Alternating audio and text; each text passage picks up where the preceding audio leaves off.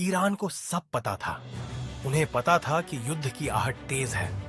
उन्हें पता था कि इजराइल और अमेरिका के लड़ाकू विमान रनवे पर तैयार खड़े हैं।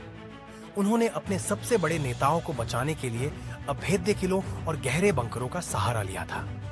लेकिन 28 फरवरी 2026 की उस सुबह वह सब धराशायी हो गया। सवाल यह नहीं है कि हमला हुआ, सवाल यह है कि उन्हें पता कैसे चला।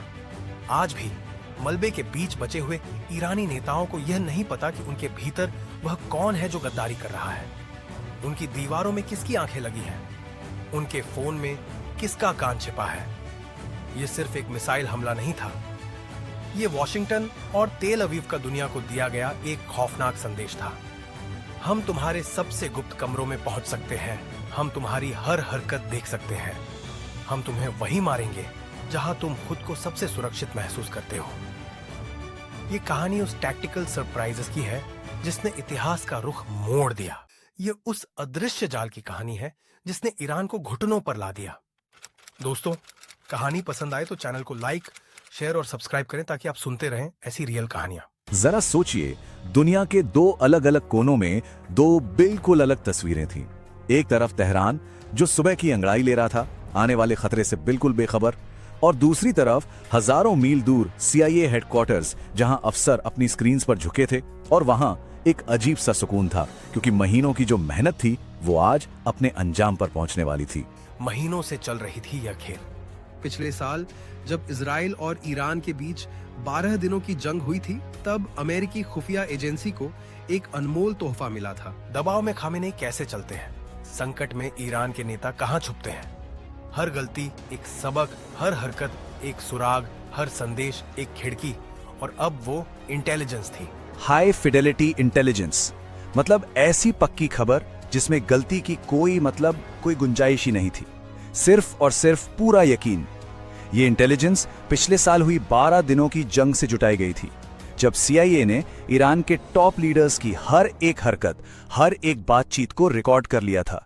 तो आखिर निशाना था कौन? ईरान की पूरी टॉप लीडरशिप। आइए देखते हैं कि इस लिस्ट में कौन कौन शामिल था और ये मिशन इतना बड़ा क्यों था। उस सुबह तेहरान के दिल में, जहां राष्ट्रपति और सर्वोच्च नेता के कार्यालय स्थित हैं, एक बेहद गोपनीय और महत्वपूर्ण बैठक चल रही थी। कोई साधारण बैठक नहीं। समझिए कि ईरान की पूरी सिक्योरिटी लीडरशिप एक छत के नीचे जमा थी। सुप्रीम लीडर खामेनेई, IRGC के commander in chief, defence minister, देश की सुरक्षा से जुड़ा हर बड़ा नाम उस कमरे में मौजूद था। और इन सब के बीच जो सबसे बड़ा टारगेट थे, वो थे अयातुल्ला अली खामेनेई।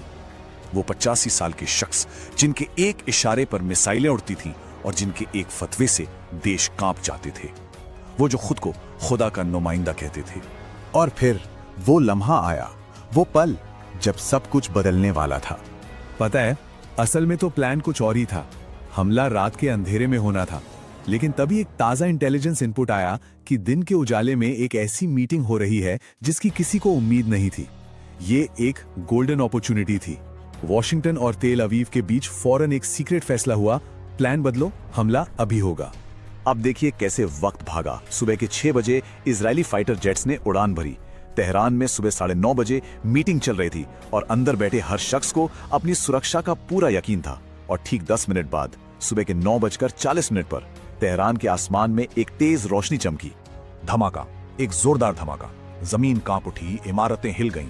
वो बिल्डिंग जहां ईरान का पूरा सुरक्षा तंत्र बैठा था, देखते ही देखते मलबे के ढेर में बदल गई। मिलिट्री के नजरिए से देखें तो मिशन 100% कामयाब रहा। ईरान की पूरी लीडरशिप एक झटके में खत्म। एडमिरल शमखानी, जनरल पाकपुर और खुद आयतुल्ला खामेनेई सब के सब मलबे में दफन हो गए। और फिर दुनिया को ये खबर कैसे मिली? किसी ऑफिशियल अनाउंसमेंट से नहीं, बल्कि डोनाल्ड ट्रंप के एक सोशल मीडिया पोस्ट से। सिर्फ 3 शब्द, खामेनेई मारा गया। लेकिन कहानी यहीं खत्म नहीं हुई। ये तो सिर्फ शुरुआत थी। ईरान ने जवाबी हमला किया, और ऐसा किया कि पूरा इलाका जंग के मैदान में तब्दील हो गया। आसमान से मिसाइलों और ड्रोन्स की बारिश होने लगी। दुबई से लेकर तेल अवीव तक सब निशाने पर थे। लेकिन किसी भी जंग की सबसे भारी कीमत कौन चुकाता है? मासूम लोग। ये जो नंबर दिख रहा है 100, ये उन बच्चों की संख्या है जो ईरान के एक छोटे से शहर मिनाब के प्राइमरी स्कूल में एक मिसाइल गिरने से मारे गए। एक ऐसा सच जो हर जीत को बेमानी बना देता है। इस हमले ने सिर्फ जानें नहीं ली, इसने शांति की हर उम्मीद को भी कुचल दिया। ओमान महीनों से अमेरिका और ईरान के बीच पर्दे के पीछे बातचीत करवा रहा था। हमले के बाद ओमान के विदेश मंत्री ने बस इतना ही कहा, शांति की हर कोशिश बर्बाद हो गई। तो ये सिर्फ एक फौजी कार्रवाई नहीं थी, ये था ट्रंप का सबसे बड़ा जुआ। और यहीं पर हमें इतिहास का एक अजीब मजाक देखने को मिलता है। साल 2019 में यही ट्रंप कहते थे कि मिडिल ईस्ट में जाना अमेरिका की सबसे बड़ी गलती थी, और अब 2026 में वही ट्रंप ईरान में सत्ता बदलने की सबसे बड़ी और सबसे खतरनाक कोशिश को लीड कर रहे थे। मकसद बिल्कुल साफ था, इसमें कोई लाग लपेट नहीं थी। ट्रंप ने एक वीडियो मैसेज में ईरान के लोगों से सीधा कहा, अपनी सरकार पर कब्जा कर लो, मतलब रिजीम चेंज। लेकिन ये पूरा का पूरा दांव एक थ्योरी पर टिका था। वो थ्योरी ये थी कि खामेनेई की मौत होते ही ईरान का शासन ताश के पत्तों की तरह ढह जाएगा। खामेनेई के मरने के बाद IRGC, वो फौज IRGC बिखर जाएगी। IRGC के बिना रिजीम टिक नहीं पाएगी, रिजीम के बिना ईरान बदल जाएगा। यह डोमिनो थ्योरी थी, एक पत्थर और पूरी दीवार गिर जाएगी। तो सवाल यह है कि क्या ये थ्योरी सही थी, या फिर कहीं इसका असर उल्टा तो नहीं पड़ जाएगा? क्या खामेनेई की मौत ईरान के लोगों को एक बाहरी दुश्मन के खिलाफ पहले से भी ज्यादा एकजुट कर देगी? और वो IRGC, ईरान की सबसे ताकतवर फोर्स, उसका क्या होगा? क्या वो टूट जाएगी, या फिर बदले की आग में जलकर पहले से भी कहीं ज्यादा खतरनाक बन जाएगी? देखिए, इन सवालों का जवाब तो सिर्फ वक्त ही दे सकता है। तेहरान के आसमान में छाया धुआं बता रहा है कि यह ट्रंप की प्रेसिडेंसी का सबसे बड़ा जुआ है।